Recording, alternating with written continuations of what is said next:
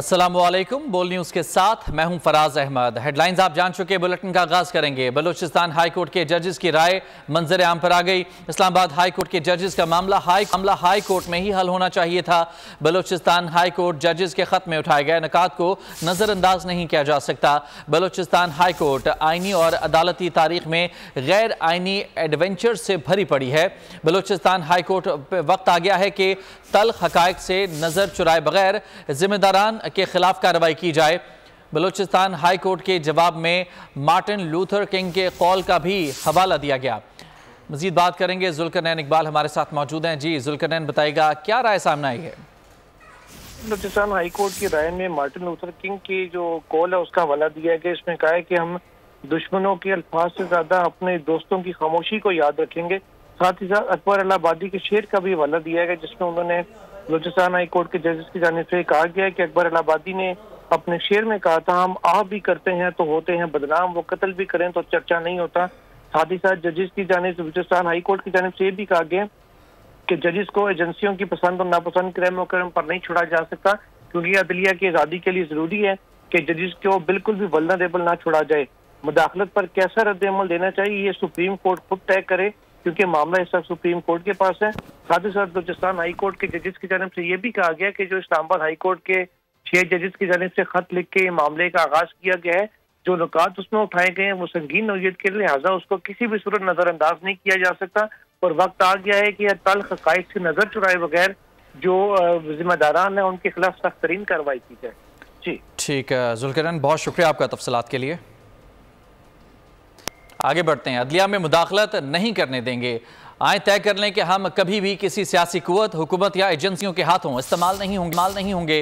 Chief justice Pakistan काजी फायज ईसा के जजेस के खत से मुतालिक अज खुद नोटिस केस में रिमार्क्स। कहा, मुल्क में बहुत ज़्यादा तकसीम है, हमें एक तरफ या दूसरी तरफ खींचना भी अदलिया की आज़ादी के खिलाफ है। हमें अपनी मर्जी के रास्ते पर चलाने के लिए दबाव न डालें। अदलिया को अपनी मर्जी के रास्ते पर धकेलना भी मुदाखलत है। मॉनिटरिंग जज लगाना और JIT बनाना भी मुदाखलत है। क्या दुनिया को नहीं मालूम फैजाबाद धरने के वक्त कौन मुल्क चला रहा था? धरना कमीशन में खुद इसलिए कुछ नहीं किया कि कोई जात पर उंगली ना उठाए। मैंने लिख कर दिया था, फैज हमीद इस धरने के पीछे हैं। Clear the very first day, I will never accept any interference from any source, and there has not been a single complaint since my assumption of this office to me. So interference of any kind from any source, any phone call, that should also be equally, we should also call about self-accountability within the judiciary. And has there not been interference, and the greatest of interference from within and the highest court of the land? ये उनका काम है। अच्छा, अगर वो ना करें, पार्लियामान कर सकती है, बलूचिस्तान की पार्लियामान कर सकती है, सिंध की पार्लियामान कर सकती है, बाकी सूबों की कर सकती है। कि ना मेरे पास, ना मेरे ख्याल में हम में किसी के पास, ना इस कमरे में जितने मोतबर वकला साहिबान हैं उनके पास कोई ऐसी जादू की छड़ी है जिससे आप इंडिपेंडेंस ऑफ जुडिशरी बना दें। हमेशा आती थी इंटेलिजेंस रिपोर्ट्स, मैंने कहा कि intelligence agency are not members of the judicial commission of Pakistan, their reports will not be considered. When we mandate the role of intelligence agencies by constituting JITs which are not provided for any law other than ATC laws. इस मुल्क में सच बोलना मुश्किल हो चुका। जज शिकायत तक करते हुए खौफजदा हैं। जस्टिस अतहर मिनुल्लाह कहते हैं कि हाई कोर्ट के जज की ज़ाती मालूमात सोशल मीडिया पर डाल दी गई। उनकी अहलिया और बच्चों का डेटा नादरा और इमिग्रेशन जैसे सरकारी इदारों से चुराया गया। 76 बरस से अदलिया और एस्टेब्लिशमेंट की शराकतदारी है। It's our internal weakness that can be dealt with. But if the state becomes the aggressor against a judge, that is what all the high courts are highlighting. The judges, they fear reporting because what has happened to a judge of the Islamabad High Court, his personal data was put on the social media. Yes. That is an intimidation. That is what affects a judge. Even his green card was mentioned. When the children's and the wives and family members, data is stolen from the government departments, the immigration and NADRA. The presumption and entire onus is on the state. रियासत में क्या हो रहा है? ये किस किस्म की रियासत है? इस कमरे में मत बैठो, बाहर ना निकलो, यहाँ कोई सुन लेगा। इस कमरे में कुछ हो सकता है, वहाँ जाकर बात करो, अपने साथ कोई फ़ोन नहीं रख सकता। जस्टिस मंसूर के रिमार्क्स, कहा इन मसाइल को हल किया जाए। बताना चाहता हूँ, व्हाई इज इट, ये फोन उधर रख दो, इस फोन को उधर रखो, फोन को उधर रख के बात करो, इधर आ जाओ, उधर बात करो, ये क्या हो रहा है? What sort of culture are we running here? इस कमरे में नहीं बैठो, उस कमरे में बाहर निकल के बात करो, ये कोई सुन लेगा, फोन कुछ हो जाएगा। Is this is a state? What kind of a state are we running? That I have to put my phone away, I cannot talk to anybody, इस कमरे में कुछ हो सकता है, उस कमरे में कुछ हो सकता है। What kind of a culture is this? That I'm scared all the time that somebody's recording me, somebody's watching me. What is this? So do we read and आप पढ़े ना 1984 George Orwell का, The Big Brother is watching? What is going on? I mean, कौमी एहतसाब bureau Shahid Khaqan Abbasi के खिलाफ LNG reference से दस्तबरदार हो गया। एहतसाब अदालत इस्लामाबाद ने शाहिद खाकान अब्बासी और मिफ्ताह इस्माइल समेत तमाम 15 मुल्ज़मान को बरी कर दिया। शाहिद खाकान और मिफ्ताह इस्माइल इस केस में कमोबेश 6 माह तक नैब तहवील में भी रहे। केस में कब क्या हुआ, तफसीलात देखिए इस रिपोर्ट में।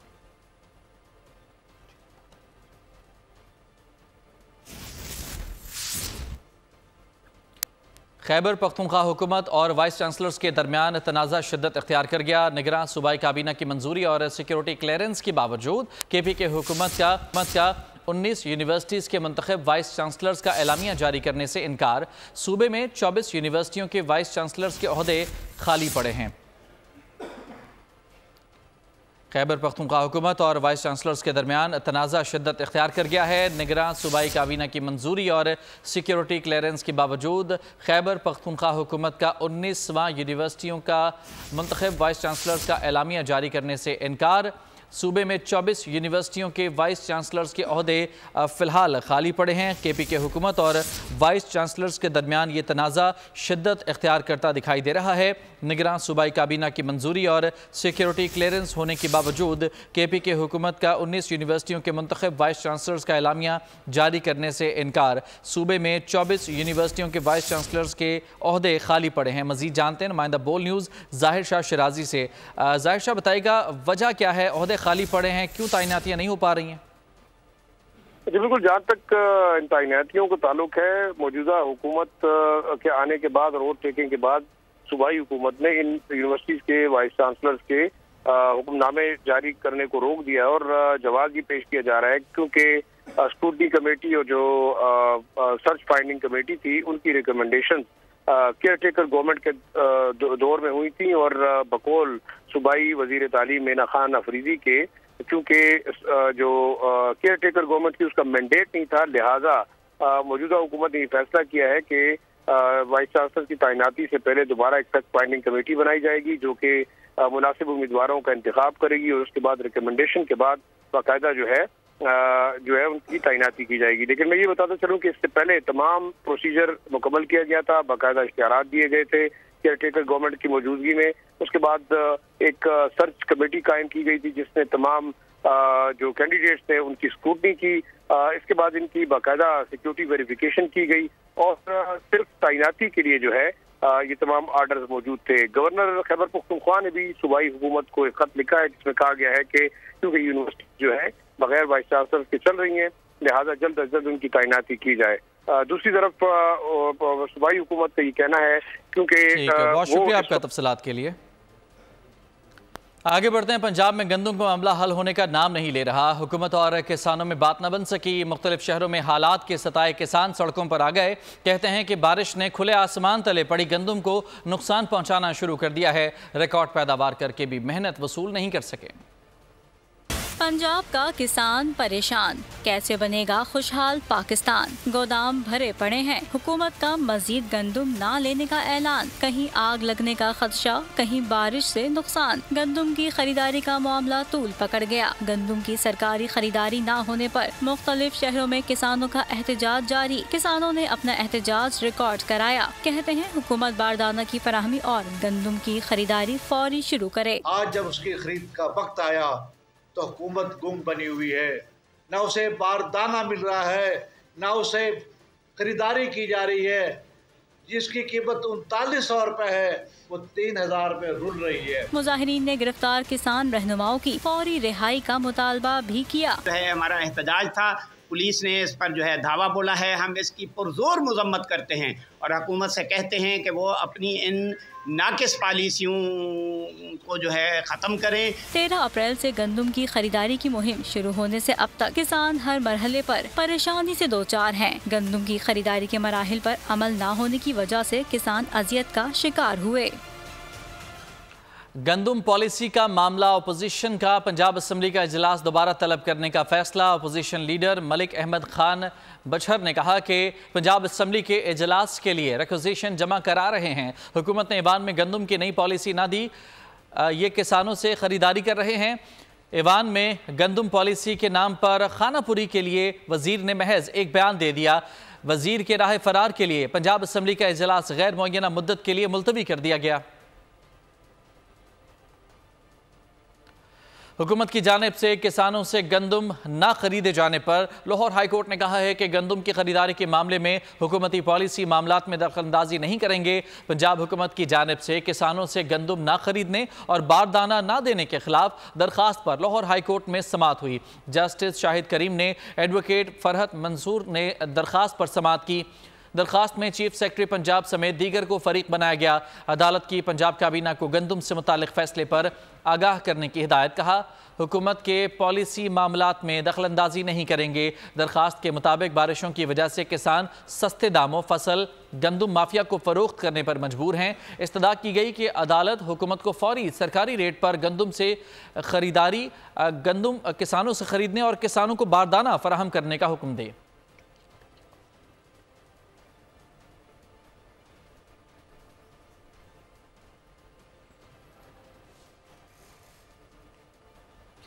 और अभी आपको बताएं कि वज़ीर आज़म ने पेट्रोलियम मसनूआत की कीमतों में कमी की मंजूरी दे दी है। पेट्रोल की कीमत में 5 रुपए 45 पैसे फी लीटर की कमी की मंजूरी दे दी गई है। डीजल की कीमत में 8 रुपए 42 पैसे फी लीटर कमी की मंजूरी की गई है।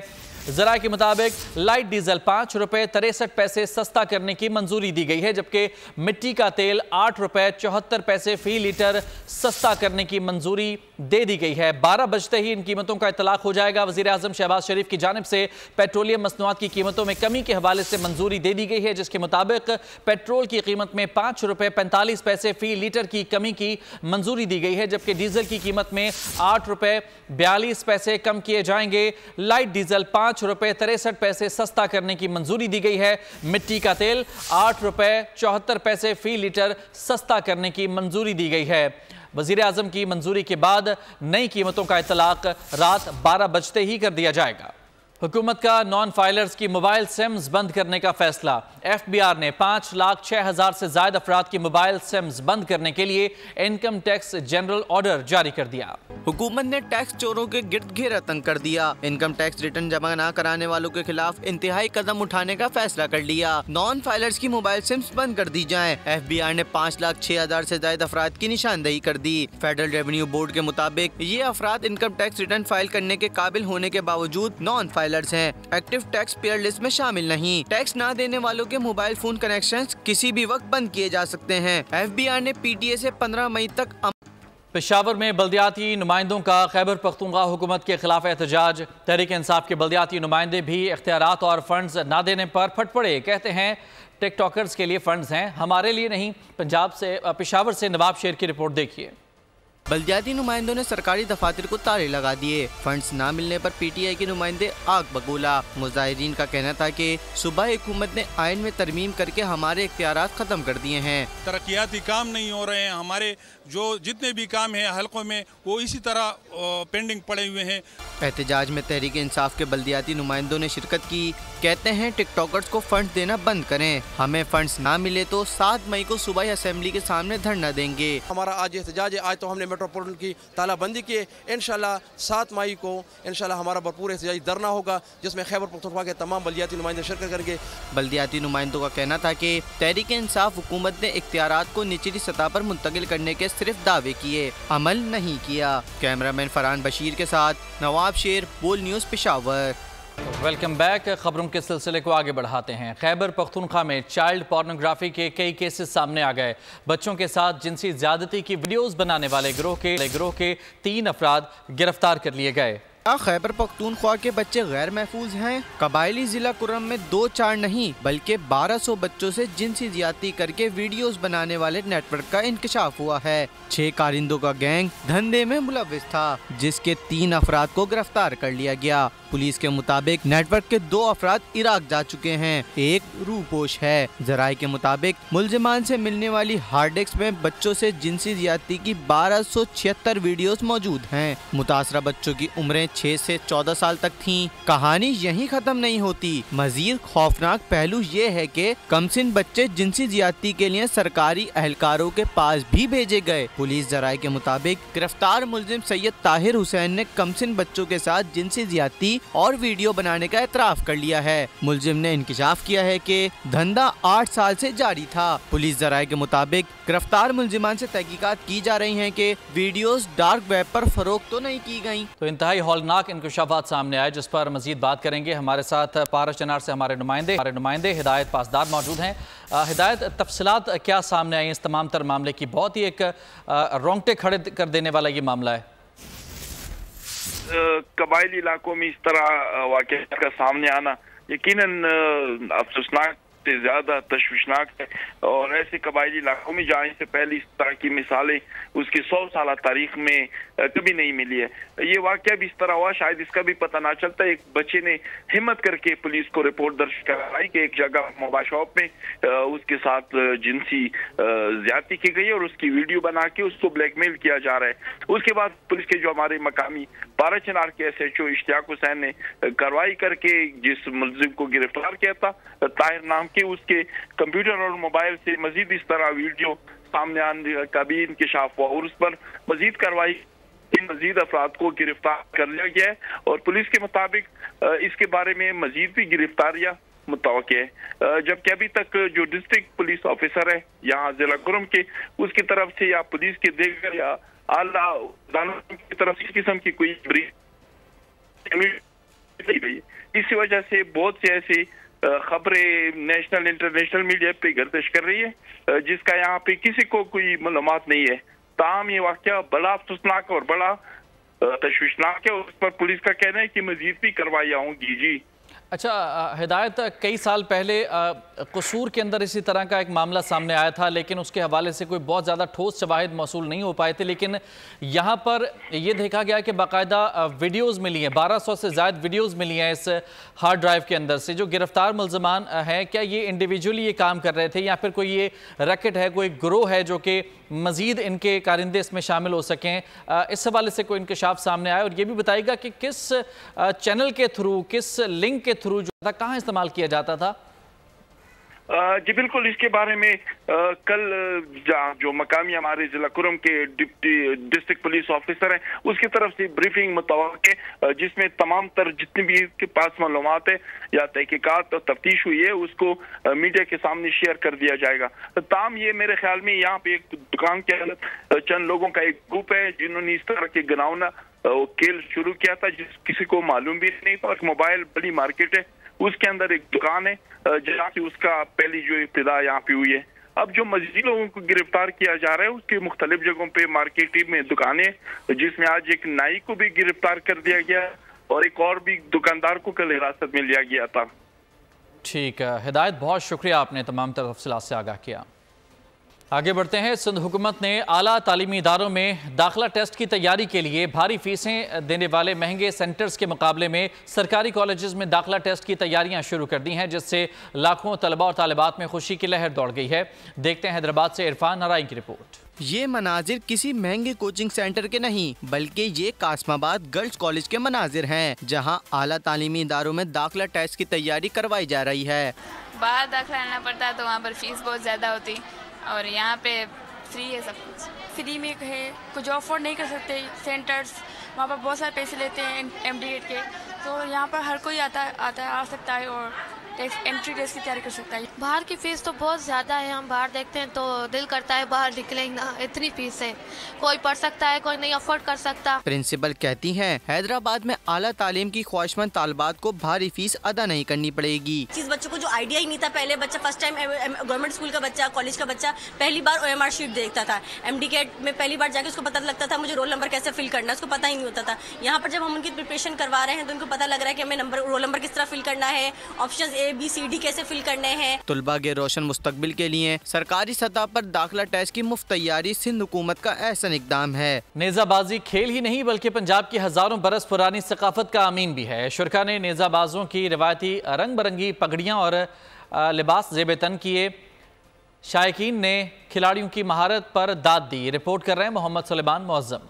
पंजाब के जवानों का रिवायती खेल सरगोधा के नेज़ाबाजों ने मैदान मार लिया। नेज़ाबाजी में जीत का दारोमदार घोड़े की तेज रफ्तारी और दुरुस्त अंदाज में निशाना लगाने पर होता है।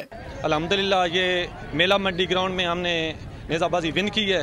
अल्हम्दुलिल्लाह ये ज़मींदारा शौक है और ये हमारी सकाफत का हिस्सा भी है। आज 6 साल के बाद ये नेज़ाबाजी दोबारा देखने को मिली है, बड़ी खुशी हुई है। ये इंटरटेनमेंट होनी चाहिए हमारे लिए, ये हमारे लिए बहुत ज़रूरी है। ऐसे मेले होने चाहिए, ठीक है, ज़्यादा से ज़्यादा जितने हो, ताकि जितने भी इस पंजाब में शौकीन लोग हैं उनका शौक पूरा हो, वो अपने अपने अच्छे अच्छे घोड़े ला सकें। मेंबर सूबाई ऑर्गेनाइजर जश्न बहारा का कहना है कि जश्न बहारा का मकसद अवाम को बेहतरीन तफरीह फराम करना है। मैं खुद भी नेज़ाबाजी करता रहा हूँ, मेरे बुजुर्ग भी करते रहे, हमें तो बड़ा शौक है और हमने इस यकीन करें इस नेज़ाबाजी के लिए तो अपने वो लोग जो है ना ये जोक दर जोक आए हैं पूरे पंजाब से, और ये कदीमी वो खेल है जिसको बादशाहों का खेल है और पंजाब की सकाफत है। इंतजामिया के मुताबिक गुज़िश्ता चंद बरस जश्न बहारा में नेज़ाबाजी पर तवज्जो नहीं दी गई, लेकिन अब ये सिलसिला जारी रहेगा।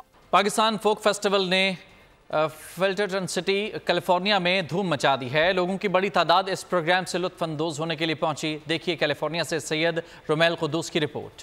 फिल्टरटन सिटी कैलिफोर्निया में पाकिस्तान फोक फेस्टिवल सज गया। पाकिस्तानी फनकारों ने शानदार परफॉर्मेंस से शुरा को झूमने पर मजबूर कर दिया। मेले में मुख्तलिफ स्टॉल्स लगाए गए जिसे लोगों ने बेहद पसंद किया। हमारा फोक वर्सा है, तो it is really about preserving our heritage और कल्चर। एक harmony between Pakistani artist and American artist, it's an amazing experience. ये सदर्न कैलिफोर्निया के मुख्तलिफ इदारों में और मुख्तलिफ शहरों में जाएंगे और पाकिस्तानी म्यूजिक को रिप्रेजेंट करेंगे। यहाँ पे सारे स्टॉल लगे हुए हैं, जैसे कि आप देख सकते हैं, एक फिजा में बहुत अच्छी एनर्जी है यहाँ पे। शुरा ने festival friends of Pakistan, Pakistan arts consulate Los Angeles, face foundation और कौंसिल जनरल ऑफ पाकिस्तान की इस मुश्तरका काविश को खूब सराहा। बुलेटिन से फिलहाल इतना ही। ब्रेक के बाद हाजिर होंगे हेडलाइंस के साथ। किसी भी खबर की तफसील के लिए विजिट कीजिए bolnews.com।